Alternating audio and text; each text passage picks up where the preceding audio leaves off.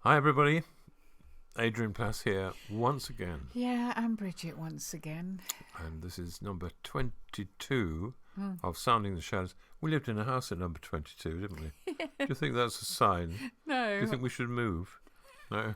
Right. Oh, we don't live there anymore, so Oh I don't no, know that's what you true, mean. yeah. Well, I mean, a sign, oh, never mind. Anyway, here we are. And we all, no point in us talking about what's happened. Everyone knows what's happening. Yeah. It's the latest confusion, but there is one thing that is very clear, and it is for the first time in probably living memory, the entire world has the same problem, and that is avoiding this virus, this monster that lurks outside the door and possibly inside. So that's a strange thing, and then of course we all have our individual differences when it comes to difficulties, Yeah, of but course. it's lying here now. It's a very ominous thing. It really is. And someone put it like this. Someone who emailed us said, "We seem to get it all straight one day, only to have everything blown apart the next. The ground is always shifting under our feet, or to use the analogy you do of boats sailing along, having got it all sussed, and then the wind changes direction and seems to be trying to blow you off course." And that's right. That's how it feels. It really does. It really does. I think blown apart is about what it is, really. So many of us thought we were coming to more or less to the end of it, and it's just getting worse and worse. And of course, everyone, like you said, the problem may be the same for everybody, but people are dealing with it in different ways. And I was very struck this week by this business of Wales locking down. And, you know, people have got a lot more to say now, haven't they? They don't feel so obedient. They feel very strongly. Yeah. They're in pain about a lot of things at the moment, and there's quite a lot of anger. And one of the things, if you remember, is that they made a decision in Wales that they were not going to allow any unessential or non-essential items to be sold in the supermarkets. That's correct. And it's fair enough. I mean, their thinking was probably two or threefold. I don't know. I know one of the aspects of it was it wasn't fair to the small shops who had to close down and couldn't sell toys and clothes and things. But the other thing, and I think this is the thing that really made me think, was that in order to prevent COVID, they wanted to prevent loitering, people wandering around looking at things. That's the and word they used. therefore Yeah. being in the shop for longer. Yeah. And I was thinking about that so much because I thought loitering is part of humanness, isn't it? That you look even if you don't buy, and you allow your imagination, or you're just comparing things. And I was thinking, do you remember when we used to go to the market in Norwich? It was a huge outdoor market there. And we used to marvel at the fact there were about what felt like about 30 stalls all selling vegetables. But you found yourself going from stall to stall because you wanted the best tomatoes. They did or some the amazing salad best- on that market, didn't they? Yeah, they did. And you And kind fruit. of compare Yeah. the prices, and you look at the apples and you look at the pears, and you really get involved. Now, you mentioning Norwich and pears gives me an excuse. I don't know if I've told this story before on one of these recordings, but one of my favourite stories. So I will tell it, whether I've told it before or not. But you remember we were in a canteen in one of the Norfolk hospitals, in fact Norwich Hospital, I think, and there was a elderly couple at the counter buying fruit. Of course, Right, I remember. got it. And they were buying pears, They were. and the wife who was buying the pears, this is what she said, and you'll have to excuse my attempt at a Norwich or Norfolk accent. She said, "I like pears, and he like pears. I like them hard, and he like them soft, so he never gets any." You couldn't write it, could No, you? you couldn't. No, you couldn't. No, you couldn't. Well, they've obviously sorted it out. You know, they don't Well, need not to to go his round satisfaction, the they no, but they don't need to go round the market stalls, and they No. don't need to think about what's essential and what isn't essential. But of course, what's being plugged at us all the time is stuff that It's as though advertising companies are trying to convince us that something is essential to our living. You know, that they advertise something like an indoor fruit tree, and we all think, yes, our lives are incomplete. We always needed an indoor fruit tree. And some of the things, you know, I mean, I even found myself, there was, I can't remember, it was a voucher or a Groupon or whatever it was, but saying something about a personalised moon lamp with a photo on it. And I found myself thinking, I hadn't thought of that. Maybe I would like a moon lamp, personalised moon lamp. What even is that? I don't know what that is. Well, what do you think about... I've got one idea. What's that? They were offering adult teddy bear onesies. Yes, I think I would look good in one of those. Yeah, might think if I can find one big enough, Adrian, I might challenge you on that. Thank you for that. We could even take a photo of you in it. There were also online microblading training courses. Yeah, there was, whatever that is. Also, if you want, you can have an online dog grooming diploma. We might need that with our new puppy. You could have a year's supply of retro sweets, where there's a load of sweets left over from something or other, and even something like a personalised laboratory brush. Well, now, come on, they didn't know. I have never seen that. Well, I think it was a his and hers. And the big problem there is you look at hers and think, that's clean. I'm not using... Adrian, I think we've got as far as we need to. But it is true, isn't it, that there is... Well, that's what they're trying to do. They're trying to say, this is essential. This is essential. Right. But let's be fair. Let's be honest. You have always loved catalogues. Yeah, I do. I do love catalogues. I like them online, and I like them when they come through the post, and I like looking at everything. Yeah, I do. And I almost... loiter, if you like, through them. And I don't think I ever really think I'm going to buy anything, but I like imagining it and thinking, well, that'd be rather nice. And I think in a way that's what we need to do with other people. You know, sometimes when I'm buying a card for someone, I'm loitering with intent, really. I'm trying to get away from what I like and thinking, I wonder what they'd really like. Yeah. And I think I sometimes get it really wrong. You do work very hard to find the specific thing that would be nice for somebody, don't you? Do? Well, I suppose I do. I mean, I think it is, though, a case of taking yourself out of the picture. And, you know, there's one little story, and it's so small, really, in the Old Testament, that I've always kind of gone back to when I think, what ought hospitality to be like? Because, be honest, sometimes you can be with someone and you can feel that it's kind of what they want, not necessarily the very best thing for you. And if you remember, this is Elisha, and he goes to Shunem. And we're told, and this is from Kings, we're told a well-to-do woman was there who urged him to stay for a meal. So whenever he passed by, he stopped there to eat. And this is where I feel she started to really think, what does this man, this prophet, this person who's out there doing a really difficult job, he doesn't want a Q&A. He doesn't want to stay up till all hours talking. Talking about God. Talking about God. Yeah. So she says to her husband, I know that this man who often comes our way is a holy man of God. So let's make a small room on the roof and put in it a bed and a table, a chair and a lamp for him.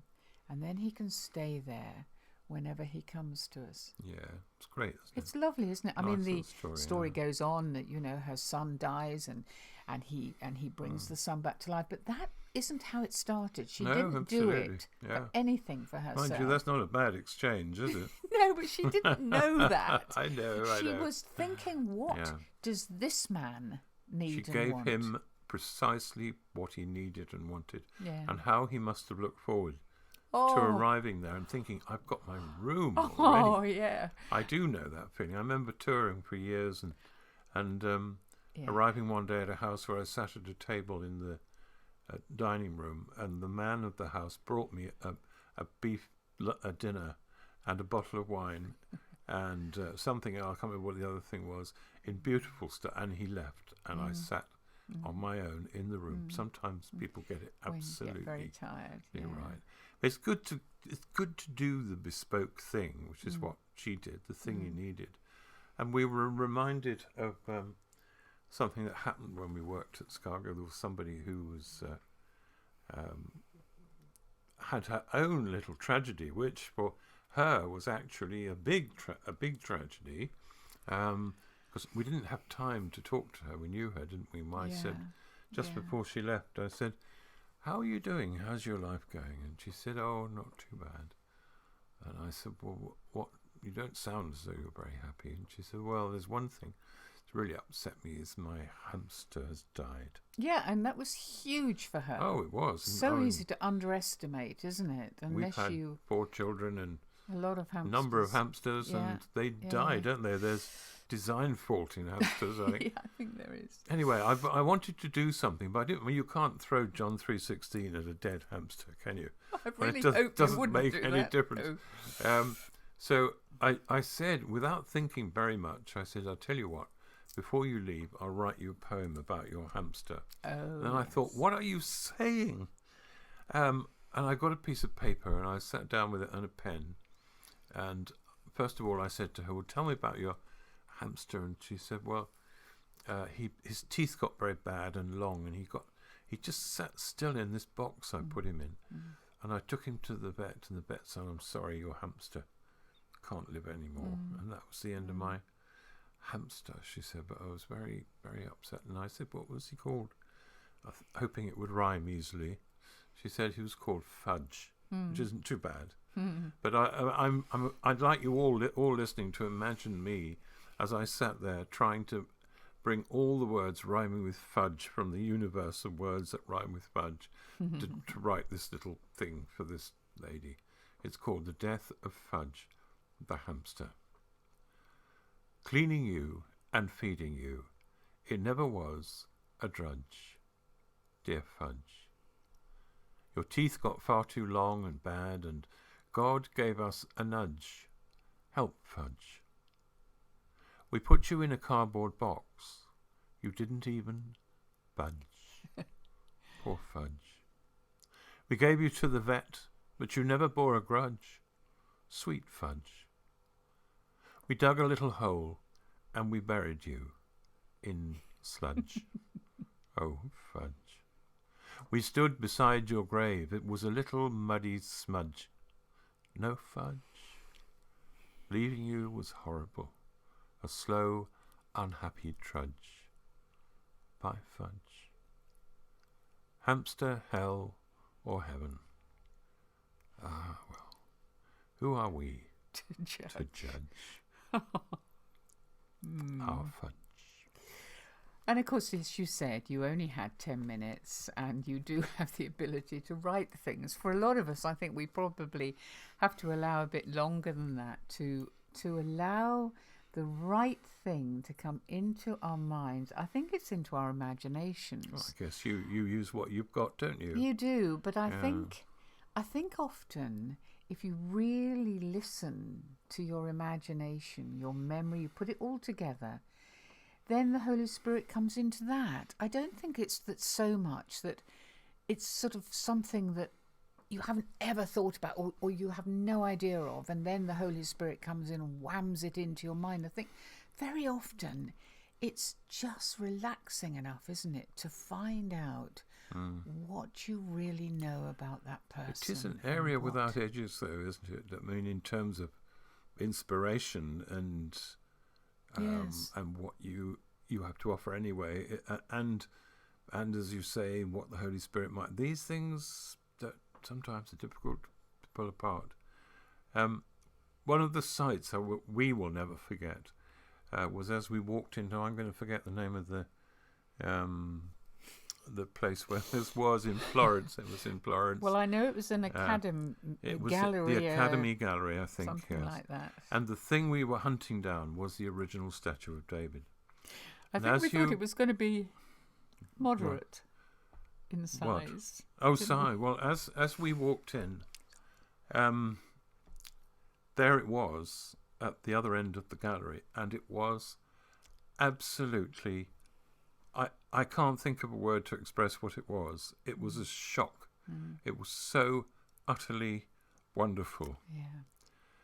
But as you walk up to the statue of David, which I think is 16 foot high, isn't it? And carefully sculpted so that the perspective is right as you look up towards the head.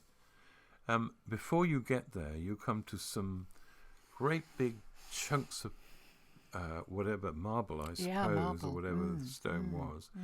And they are statues that Michelangelo began but never finished. So you see a head and arms and a body, as it were, struggling to get out of the stuff that's already there. Those are absolutely fascinating. And they reminded me of something to do with the battle that we sometimes have to find out what we're making, what we're doing, how we want to go. And one of the things that we've worked on a bit is thinking about Googling your mind. And I'll say it again, Googling your mind, not on your laptop, but Googling although we your do mind. that a bit as well. Oh, yeah, a heck of a lot of that as well.